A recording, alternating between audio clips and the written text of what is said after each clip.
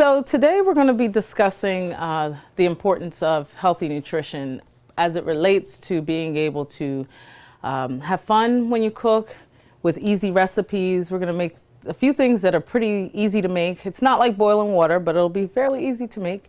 Items that are easy to pack and take on the go. So we will prepare them today, but there'll be items that can be microwaved and put in containers. They can be frozen and you can enjoy them throughout the week.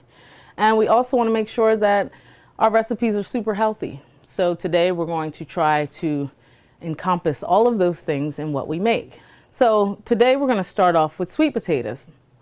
You said you love sweet potatoes. You said you love them. I love sweet potatoes. I'm sure you all love sweet potatoes as well. So we're going to prepare them in a way that makes it easy to make and easy to carry. So the first thing you want to do is rinse your potatoes off, which we've already done that in advance. So we've rinsed our potatoes. And it's just as simple as taking, and I'm going to borrow one of your potatoes, taking your potato and slicing it on a diagonal. Be careful with your knife. And that's it. We just want to make sure that we slice it on a diagonal because this cuts down on the amount of time it takes to bake them to get them done. So why cook them whole? Because technically speaking, for you, for myself, and for the audience here, we probably shouldn't have to eat a whole potato in order to be nutritionally and satisfied. So we're going to cook them in this serving size so that one of these is an actual serving size, which probably equals about a half a cup. So that's what you ladies are going to do. You're going to cut it in a diagonal. Be careful with your knives there. Sit your hand on top. Yep. You just kind of take your time. A lot of people, the old-fashioned way was to rub oil over it. We really don't need the additional oils when it comes to baking a sweet potato. I'd rather add the oil in a different recipe for a different item. So I'll take it and put it face down because this is where all the sugars are on the inside of the potato. So I put it face down so as to not leak in the oven. And we just wrap it just like that. And so now that you ladies have all of your sweet potatoes cut, you're going to do the same thing. Oh, I can rinse that. You're going to take a small piece of foil, put the potato flesh side down, which this is the flesh and this is the skin. So we're going to put it flesh side down and wrap it up. However you wrap it is good, as long as it's completely closed. So we can just put them in here. You want to lay them single file. You want to make sure that each one has a surface to lay on so that they cook evenly and are done at about the same time. And you want to turn your oven to 350 degrees and cook the potatoes for about 35 minutes or until they are fork tender. So we'll put those in the oven. But typically when this is cooked till it's done, it ends up nice and caramely on the side. But usually there's like a nice caramel glaze on that side. And then that's when you know also it's done and it's soft to the touch. The next thing we're going to do is we're going to prepare our breakfast peppers. So the idea behind a breakfast pepper is to have, again, another item that's pretty easy to make. It's easy to carry along with you when you're on your way to work, on your way to school, in a rush, but then it's also complete whole nutrition.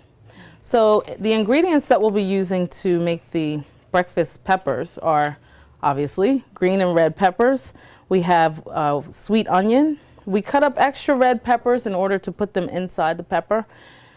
We have a chicken sausage here, which is an Italian sausage, and a sweet and spicy sausage. We have parsley and also have cut up mushrooms. And we're going to use eggs. We're going to use half egg whites and we're going to use half whole eggs. There'll be a total of 6 eggs, so we'll use 3 whole eggs and 3 egg whites in the recipe. So what you ladies are going to do next is prepare your peppers. So most of the peppers are about the same size, so you want to try to get uniform peppers. And when you grow them in the garden, they tend to come out about this size, but since the garden is inactive right now, these are from the store. So You take your pepper and cut it in half.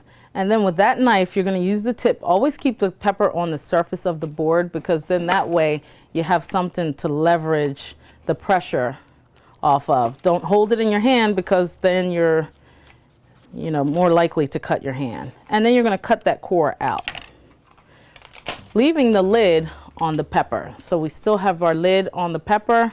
The pepper's cut in half. We try to remove as many seeds as we can. And so your pepper should look like this. Pepper should look like that once you're done.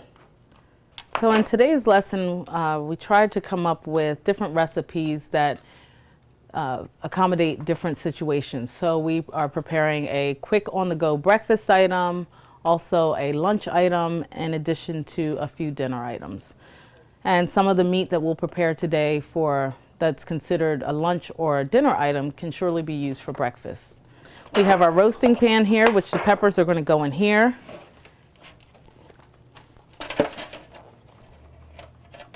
The peppers are going to go in on their skin side down. So if for some reason it's really, really lopsided, then we can always shave a small piece of it off. So for instance, with this pepper here, we could always shave a small portion of it off so that it would be flat. Again, with our egg mixture, we're using 3 whole eggs and 3 egg whites. Cuts back on the amount of fat, cuts back on the amount of cholesterol, and I believe it tastes better with a half and half mixture. Now these, I'm going to take and fish out the yolk, shuffling from one side to the next.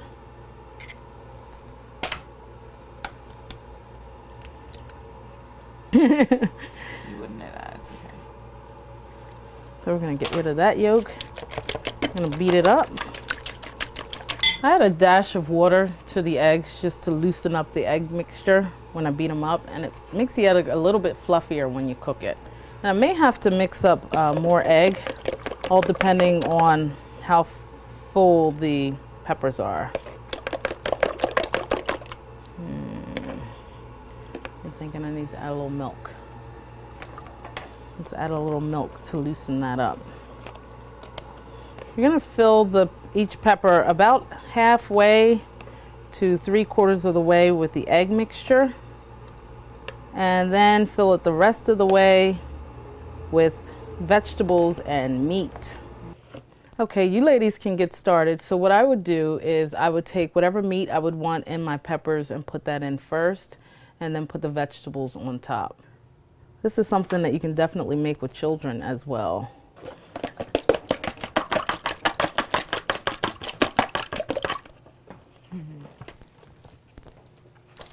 Add a little more coconut milk.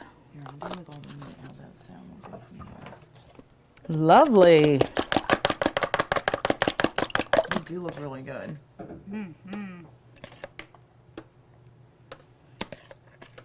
You can always, too, use shredded sweet potatoes and put that in there as well. So you can shred it with a grater and put sweet potato in there also, which adds an extra sweetness to the entire recipe, which I love. It's looking good. Beautiful. So now what you want to do is top it with a little sea salt and black pepper. So one do the salt, one do the pepper. That's coarsely ground sea salt that we're using in this recipe.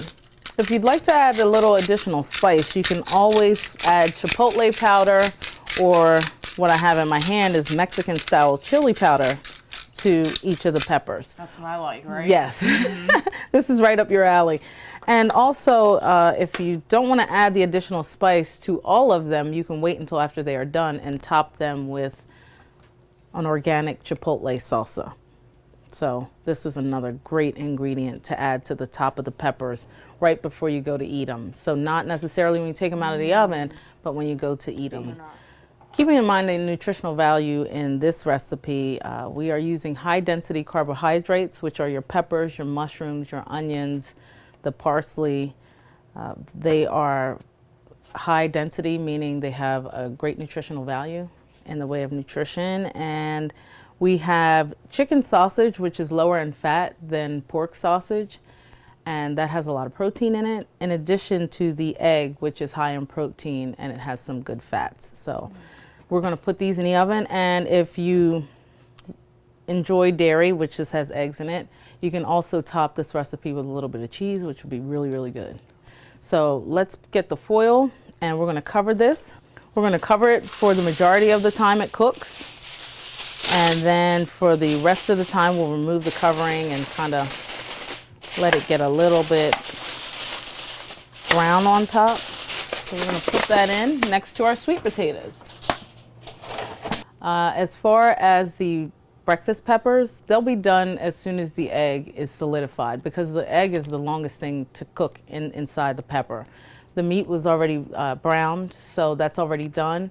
The vegetables will cook in no time, so it's just until the egg is actually a solid and you can take it out and handle it. So that should take about 30 to 35 minutes on 350 degrees. 30 minutes later, you have breakfast for the week. For more information about our community gardens and for additional healthy recipes, please visit us on the web at www.mosaicclt.org.